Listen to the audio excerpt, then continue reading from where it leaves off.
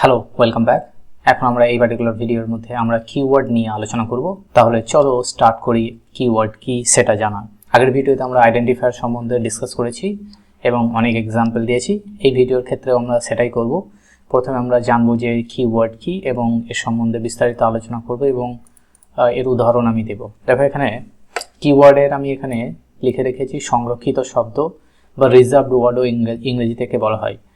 প্রত্যেকটা প্রোগ্রামিং ভাষার প্রোগ্রামিং ল্যাঙ্গুয়েজে কিছু বিশেষ শব্দ থাকে যেগুলোর নির্দিষ্ট অর্থ এবং কাজ পূর্ব নির্ধারিত থাকে। পাইথনে এই ধরনের বিশেষ সংরক্ষিত শব্দকে কিওয়ার্ড বলে বা সংরক্ষিত শব্দ বলা হয়। সমস্ত প্রোগ্রামিং ল্যাঙ্গুয়েজের ক্ষেত্রে কিওয়ার্ডস আছে বা সংরক্ষিত শব্দ আছে, এটা মনে রাখতে হবে।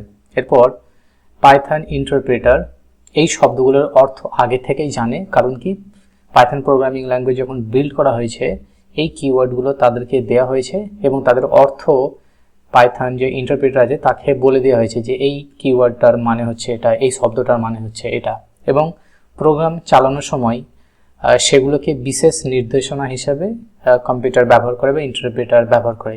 তাই কিওয়ার্ডকে ভেরিয়েবল, ফাংশন, ক্লাস বা অন্য কোনো যে আইডেন্টিফায়ারের নাম হিসাবে আমরা ব্যবহার করতে পারবো না। অলরেডি আইডেন্টিফায়ার কি আমরা আগের ভিডিওতে বলে নিয়েছি। তো তুমি যদি না দেখে থাকো তাহলে আমি বলবো সেই ভিডিওটা প্লিজ দেখো। আর ভিডিওগুলো যখন দেখবে তখন সিকুয়েন্সিয়ালি দেখবে, একটা জাম্প করে আর একটা ভিডিও এইভাবে দেখবে না, তাহলে কিন্তু কনসেপ্টগুলো বুঝতে অসুবিধা হবে।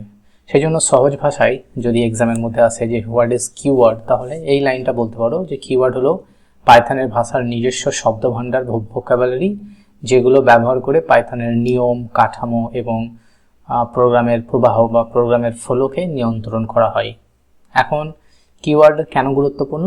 কারণ পাইথনের প্রত্যেকটা প্রোগ্রাম কিওয়ার্ডের উপর নির্ভরশীল, যেমন শর্ত বা কন্ডিশন বা লুপ বা ফাংশন বা ক্লাস বা এক্সেপশন হ্যান্ডলিং, মানে যদি কোনো এরর আসে সেই সমস্ত বিষয়গুলো কিন্তু মডিউল ব্যবহারের মতো গুরুত্বপূর্ণ কাজগুলো কিওয়ার্ডের মাধ্যমে ব্যবহৃত হয় বা কিওয়ার্ডের মাধ্যমে সম্পন্ন করা হয়। তো যদি পাইথনে কিওয়ার্ড না থাকতো তাহলে ইন্টারপ্রেটার বুঝতে পারতো না যে কোন অংশটি একটা শর্ত বা কোন অংশটি একটা লুপ বা কোন অংশটি একটা ফাংশন। তো এটা বোঝানোর জন্য কিওয়ার্ডের কাছে কিছু প্রিডিফাইন্ড ইনফরমেশন থাকতে হবে, না হলে সেটা বুঝতে পারবে না। এবার আগের ভিডিওগুলোতে বলেছিলাম যে কি কি কিওয়ার্ড আছে, তাহলে আমি কিভাবে জানবো। তো এই ভিডিওতে দেখো আমরা পাইথনের বহুল ব্যবহৃত, মানে যেগুলো খুবই কমনলি ইউজ হয় সেই সমস্ত কিওয়ার্ডগুলো আমরা এখানে লিখে রেখেছি। এই যে লিস্ট, মানে async, coed, break, class, continue, def, else if, import, export, else if, import, in, is, এইগুলো সবই হচ্ছে কিওয়ার্ডের এক্সাম্পল।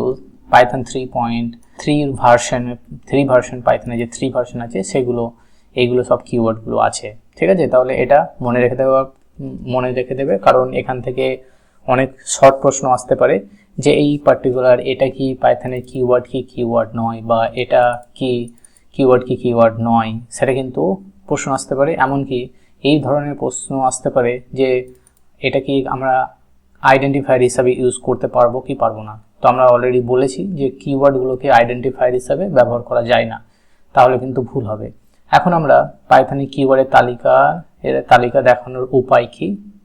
পাইথনে যদি আমরা কিওয়ার্ডের তালিকাগুলো দেখতে চাই তাহলে ইম্পোর্ট কিওয়ার্ড এটা যদি লিখি এবং প্রিন্ট কিওয়ার্ড ডট কে ডট লিস্ট এটা যদি আমরা কমেন্ট দিই, তাহলে কিন্তু সমস্ত কিওয়ার্ডগুলো আমরা দেখতে পাবো। তো চলো আমরা এটা তোমাদেরকে দেখাই যেটা তুমি কিভাবে বার করবে। দেখো এখন এই জায়গাতে আমি জুপিটার নোটবুক ওপেন করে নিয়েছি। তাহলে আমাদের যে পাশে দেখো যেটা ইম্পোর্ট কিওয়ার্ড লেখা আছে সেটাই আমরা এখানে টাইপ করব, ইম্পোর্ট কিওয়ার্ড, তারপর এন্টার প্রেস করব, তারপর প্রিন্ট দেব। প্রিন্টের মধ্যে আমরা keyword dot K W list এটা লেখার পর যদি আমরা এখানে রান প্রেস করি তাহলে দেখো এখানে যতগুলো কিওয়ার্ড আছে সবগুলো কিন্তু চলে এসছে। False, none, true, and, as, assert, async, coed, break, তারপরে class, continue, def, del, elif, else, except, finally, for, তারপরে from, global, if, import, then in, is, lambda, তারপরে এনলক, নন লক, তারপরে not, or, pass, raise, return, try, while, with, yield, এগুলো সব হচ্ছে Python কিওয়ার্ডের একটা পুরো লিস্টটা, ঠিক আছে। তো এটার মাধ্যমে অলরেডি কিভাবে দেখবে সেটা আমরা দেখালাম। তো এই কোডটাকে চালালে পাইথনের বর্তমান সংস্করণের, মানে যেই পাইথনের ভার্সনটা আমরা ইউজ করছি, সংস্করণ বলতে যে ভার্সনটা ইউজ করছি তার সকল সংরক্ষিত শব্দের তালিকা আমরা পেয়ে যাব, ঠিক আছে। এবার এটা বোঝা গেল। এবার কিওয়ার্ডের শ্রেণী বিভাগ আছে, মানে কিওয়ার্ডগুলো কোনটা কোন টাইপের সেটা বোঝার জন্য আমরা কি করব, তার জন্য আমরা এখানে দেখো বিভিন্ন যে কিওয়ার্ড আছে সেই কিওয়ার্ডগুলোকে শ্রেণী বিভাগ করেছি তার শর্ত অনুযায়ী। কিভাবে শর্ত অনুযায়ী, যেমন ডিসিশন মেকিং কিওয়ার্ড কোনগুলো যদি বলা হয়, বা 2 নম্বরে এখানে আমরা দিয়েছি লুপ কিওয়ার্ড, লুপের মধ্যে কোন কিওয়ার্ডগুলো ব্যবহার করা হয় সেগুলো কিভাবে। তো সেগুলো চলো এই ক্যাটাগরিজগুলো বা শ্রেণীবিভাগটা আমরা একটু একটু করে পড়ে নিই। ডিসিশন মেকিং কিওয়ার্ড বা শর্ত নির্ধারণকারী কিওয়ার্ড কোনগুলো, কোনো শর্ত সত্য বা মিথ্যা হলে কি কাজ হবে তা নির্ধারণ করে কিওয়ার্ডে ব্যবহৃত হয়, যেমন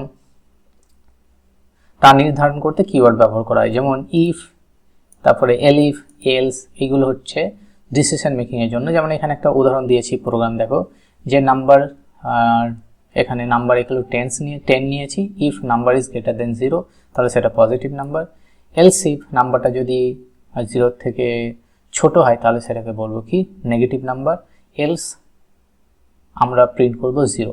তাহলে এখানে 10 যে নাম্বারটা, সেই নাম্বারটা একটা পজিটিভ নাম্বার, তাহলে আমি এই কোডকে কপি করতে পারি, কপি করে কিন্তু এটাকে এক্সিকিউটও করতে পারি। দেখো ওটা কোড আমি কপি করলাম এবং এখানে এসে আমি যদি এটাকে রান করি তাহলে আমাদেরকে এখানে দেখো রেজাল্ট দিচ্ছে পজিটিভ। কারণ কি, এখানে আমাদের নাম্বার 10 হচ্ছে একটা পজিটিভ নাম্বার, তাহলে এই যে ইফ কন্ডিশনে আসছে, এই ইফ কন্ডিশনে এসে আমার এটাকে প্রিন্ট করে দিচ্ছে। তো এটা কোড দেখানো আমাদের উদ্দেশ্য নয়, তুমি এটা কপি করলে, এটা এইভাবে পেস্ট করলে কিন্তু তোমার জুপিটার নোটবুকে তুমি রেজাল্ট পেয়ে যাবে। এখানে আমাদের শেখানোর যে উদ্দেশ্যটা হচ্ছে, এখানে ইফ হচ্ছে দেখো যেটা গ্রিন কালার এসছে সেটা একটা কিওয়ার্ড, প্রিন্ট একটা কিওয়ার্ড, প্রিন্ট একটা মেথড যদিও, কিন্তু মেথডের নাম আইডেন্টিফায়ার, কিন্তু এটাও ফ্রি ডিফাইন্ড একটা মেথড যেটা অলরেডি পাইথনের মধ্যে আছে। তারপরে এলিফ, এলস, এইগুলো সব হচ্ছে ডিসিশন মেকিং আন্ডারে কিওয়ার্ডের মধ্যে পড়ে, তো এটা মনে রাখতে হবে। নেক্সট আমরা যে ক্যাটাগরির মধ্যে যাব সেটা হচ্ছে পুনরাবৃত্তিক কিওয়ার্ড, মানে একটা লুপ চালানোর জন্য কি কি কিওয়ার্ড ব্যবহার করা হয়। তো একই কাজ বারবার করার জন্য লুপ ব্যবহার করা হয়, ঠিক আছে, এটা মনে রাখো। বাট কিন্তু এই যে কোড আছে এই কোডগুলো নিয়ে কিন্তু চিন্তা ভাবনা করো না, কারণ এই ডিসিশন মেকিং নিয়ে আমরা পরবর্তী সময়ে আরও ডিটেলস আলোচনা করব। সেই জন্য যদি এখন না বুঝতে পারো সেটাও কোনো প্রবলেম নেই, জাস্ট মনে রাখো যে এখানে ইফ, এলিফ এবং এলস হচ্ছে ডিসিশন মেকিং কিওয়ার্ড। তারপরে এখানে for loop, while loop, break, continue, pass হচ্ছে এখানে লুপ কিওয়ার্ড, লুপের জন্য ব্যবহার হচ্ছে কিওয়ার্ড সেই জন্য।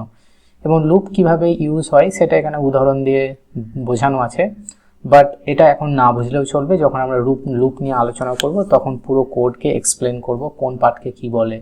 কিন্তু এখানে মনে রাখো যে এই কোডের মধ্যে এখানে ফর হচ্ছে আমার লুপের একটা কিওয়ার্ড, লুপ ব্যবহার করার জন্য, হোয়াইল একটা লুপ ব্যবহার করার জন্য কিওয়ার্ড, ঠিক আছে। তারপরে আমরা ফাংশনের মধ্যে চলে যাই। ফাংশন কিওয়ার্ডের জন্য আমাদের ডিএফ আছে, রিটার্ন আছে, ল্যামডা ফাংশন আছে। তো ফাংশন তৈরি করার জন্য এবং ফাংশন থেকে মান ফেরত পাওয়ার জন্য ফাংশন কিওয়ার্ডগুলো ব্যবহার হয়, এবং তার একটা উদাহরণ দেওয়া আছে। দেখো এখানে ডিএফ, তারপরে রিটার্ন, তারপরে ল্যামডাটাকে এখানে ইউজ করা হয়নি, ল্যামডা ফাংশন এখানে ডাইরেক্টলি এটাকে ইউজ করা হয়েছে।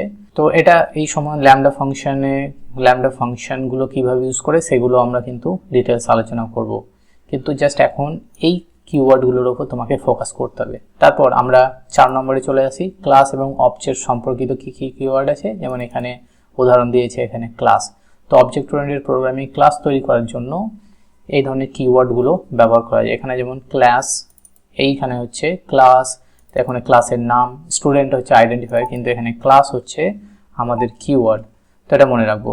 নেক্সট আমরা চলে যাই এক্সেপশন হ্যান্ডলিং এর জন্য কোন কোন কিওয়ার্ড ব্যবহার করা হয়। পরীক্ষাতে এরকম কোশ্চেন আসতে পারে যে এক্সেপশন হ্যান্ডলিং এর জন্য কোন কোন কিওয়ার্ড ব্যবহার করা হবে, দুটো কিওয়ার্ডের উদাহরণ দাও, বা লুপকে বানানোর জন্য যে কিওয়ার্ডগুলো ইউজ হয় তার দুটো উদাহরণ দাও, ডিসিশন মেকিং এর জন্য যে কিওয়ার্ডগুলো আছে তার জন্য দুটো উদাহরণ দাও। তো এই ধরনের প্রশ্ন আসতে পারে, সেই জন্য এইগুলো উদাহরণগুলো বা শ্রেণী বিভাগগুলো দেখাচ্ছি। তো যখন ওই ধরনের কোশ্চেন আসবে যে এক্সেপশন হ্যান্ডলিং এর জন্য কোন কোন কিওয়ার্ড আমাদের পাইথনের মধ্যে ব্যবহার করা হয়, তখন আমরা বলবো যে ট্রাই, এক্সেপ্ট, ফাইনালি, তারপরে রেজ, এইগুলো।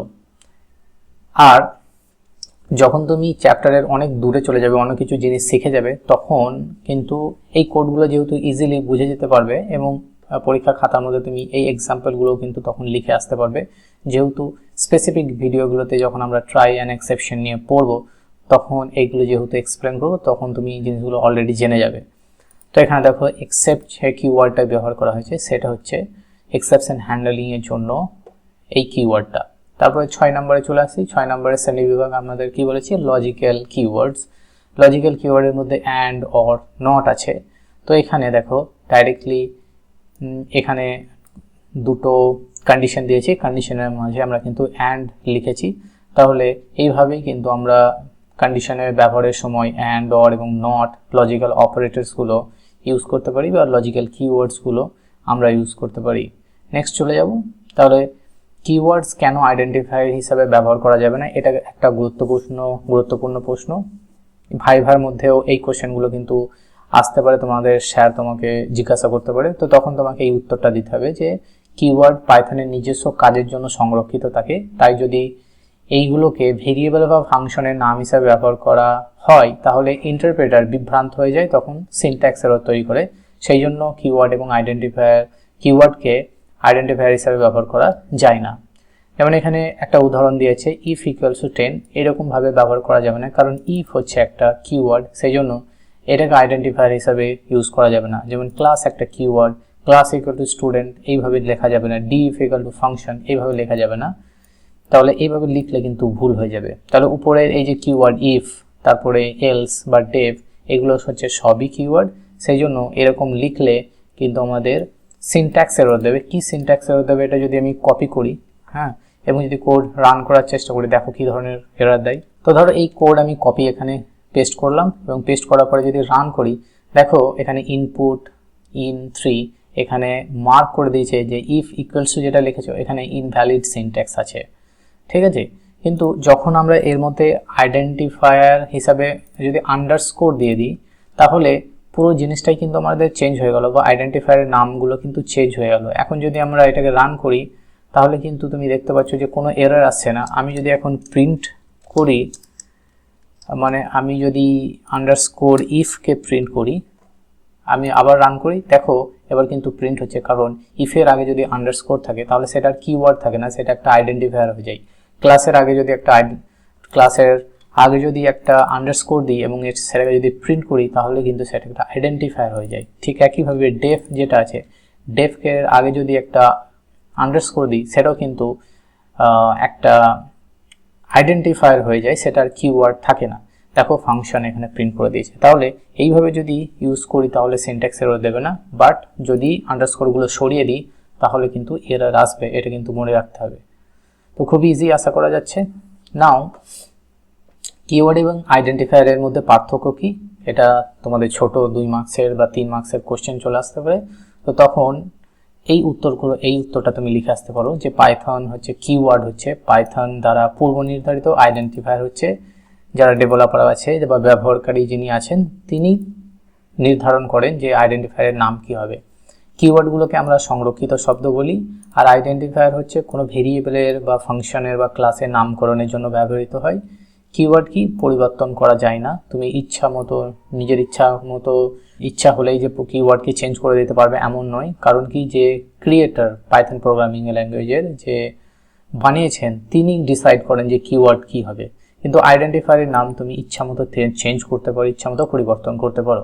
এখন কিওয়ার্ড হচ্ছে ভেরিয়েবলের নাম হতে পারে না, কখনোই হতে পারবে না। ভেরিয়েবল নাম হতে পারে, আইডেন্টিফায়ার মানে কি, আইডেন্টিফায়ার অ্যাকচুয়ালি ভেরিয়েবলের নাম তৈরি করার জন্য ইউজ করা যেতে পারে, ক্লাসের নাম তৈরি করার জন্য ইউজ করা যেতে পারে, তারপরে ফাংশনের নাম তৈরি করার জন্য ইউজ করতে পারে। আর কিছু উদাহরণ এখানে শেষে দেওয়া আছে, দেখো এখানে কিওয়ার্ডের উদাহরণ হচ্ছে ইফ, এলস, ফর, আর এখানে আইডেন্টিফায়ারের উদাহরণ হচ্ছে এজ, টোটাল, মার্কস। তো পরীক্ষার জন্য গুরুত্বপূর্ণ কিছু বিষয় যেটা তোমাদেরকে মনে রাখতে হবে যে কিওয়ার্ড হলো পাইথনের সংরক্ষিত শব্দ। ধরো এই ধরনের একটা শর্ট কোয়েশ্চেন চলে আসতে পারে, ট্রু ফলস এই ধরনের চলে আসতে পারে। ধরো এই সেন্টেন্সটা বলে দিল যেটা সত্য না মিথ্যা, ট্রু ফলস বলো। কিওয়ার্ড হলো পাইথনের সংরক্ষিত শব্দ, এটা ট্রু। যদি এরকম দিয়ে দেয় কিওয়ার্ড হলো পাইথনের সংরক্ষিত শব্দ নয়, তখন সেটা ফলস হয়ে যাবে।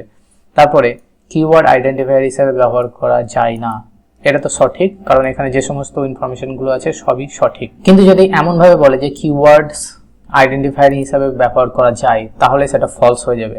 তারপরে যে ইনফরমেশনটা দিয়ে আছে, পাইথনের সকল কিওয়ার্ড ছোট হাতের অক্ষরে লেখা হয়, তবে ট্রু, ফলস, নান ব্যতিক্রম। ঠিক আছে, এটা মনে রাখতে হবে যে পাইথনের সকল কিওয়ার্ডকে আমরা ছোট হাতের অক্ষরে লিখি, কিন্তু ট্রু, ফলস এবং নান হচ্ছে ব্যতিক্রম।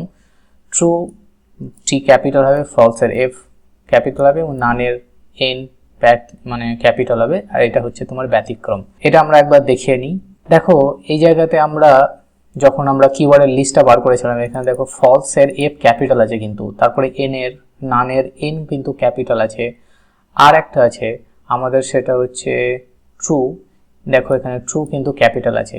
তো এগুলো হচ্ছে ব্যতিক্রম। এই ব্যতিক্রমগুলো থেকেও কিন্তু প্রশ্ন আসতে পারে, শর্ট কোশ্চেন, সেই জন্য এটা মনে রাখার বিষয়। এই যে পয়েন্ট আছে এটা কিন্তু খুবই গুরুত্বপূর্ণ প্রশ্ন। তারপরে প্রশ্ন, এখান থেকে প্রশ্ন চলে আসতে পারে, গুরুত্বপূর্ণ প্রশ্ন। এবার পাইথনের কিওয়ার্ডের সংখ্যা সংস্কার ভেদে পরিবর্তন হতে পারে। যেমন পাইথনে যদি ট্রু বলি, পাইথন 2 এর যে ভার্সনটা ছিল সেখানে যে কিওয়ার্ড হয়তো কম থাকতে পারে, কিন্তু পরবর্তী ভার্সন আপডেট হলে কিন্তু কিওয়ার্ডের সংখ্যার পরিবর্তন হয়ে যেতে পারে। তো সেটা আমাদের মাথায় রাখতে হবে। এবং কিওয়ার্ড ডট কে লিস্ট ব্যবহার করে যে কোনো ভার্সনসের কিওয়ার্ডের তালিকা দেখা যেতে পারে, এবং সেটা খুবই সহজ, সেটা আমরা প্রথমেই দেখিয়েছি। তো আশা করি বোঝা গেছে। এখন আমরা উপসংহারের মধ্যে চলে এসেছি। আমাদের শেষ কনক্লুশন নাকি কিওয়ার্ড হলো পাইথনের ভাষার মূল ভিত্তির উপাদান। এগুলোর মাধ্যমে পাইথনের সিনট্যাক্স, প্রোগ্রামের ফলো এবং বিভিন্ন কন্ট্রোল স্ট্রাকচার পরিচালিত হয়। তাই একজন শিক্ষার্থীর জন্য কিওয়ার্ডের নাম, কাজ এবং ব্যবহার সম্পর্কে পরিষ্কার ধারণা থাকা অত্যন্ত গুরুত্বপূর্ণ। পাইথন প্রোগ্রামিং শেখার সময় আইডেন্টিফায়ার কিওয়ার্ডের পার্থক্য সঠিকভাবে বুঝতে পারলে ভবিষ্যতে variable declaration, then function creation, object oriented programming এবং এক্সেপশন হ্যান্ডলিং শেখা অনেক সহজ হয়ে যাবে। সেই জন্য মনে রাখতে হবে যে কিওয়ার্ডস হলো পাইথনের ভাষার, আর আইডেন্টিফায়ার হলো প্রোগ্রামের ভাষার অন্তর্গত। আশা করি পুরো জিনিসটা বোঝা গেছে। এখন যদি এই কিওয়ার্ড থেকে কোনো প্রশ্ন থাকে, তাহলে তুমি অবশ্যই জানো যে আমাদের কন্ট্যাক্ট করার উপায় কি, কিভাবে আমাদেরকে কন্ট্যাক্ট করবে। সেটার জন্য অলরেডি আমরা বলে দিয়েছি যে এই আমাদের চ্যানেল আছে এবং কমিউনিটি আছে। এই কমিউনিটি তুমি মোবাইল থেকে স্ক্যান করে আমাদের কিন্তু হোয়াটসঅ্যাপে পৌঁছে যাবে ডাইরেক্টলি, এবং সেখানে তুমি আমাকে ডাইরেক্টলি প্রশ্ন করতে পারো, বা আমাদের যে কমিউনিটি আছে সেখানে প্রশ্ন দিতে পারো। অন্যান্য যারা শিক্ষার্থী আছে সেই শিক্ষার্থী কোনো ডাইরেক্টলি তোমাকে কিন্তু উত্তর দিয়ে দিতে পারে। যদি কেউ উত্তর না দেয় তাহলে তো আমি আছি, আমাকে পার্সোনালি মেসেজ করলেও কিন্তু আমি উত্তর দিই। So thank you for watching this video. যদি কোনো প্রশ্ন থাকে তাহলে প্রশ্ন করতে পারো। Take care, bye by.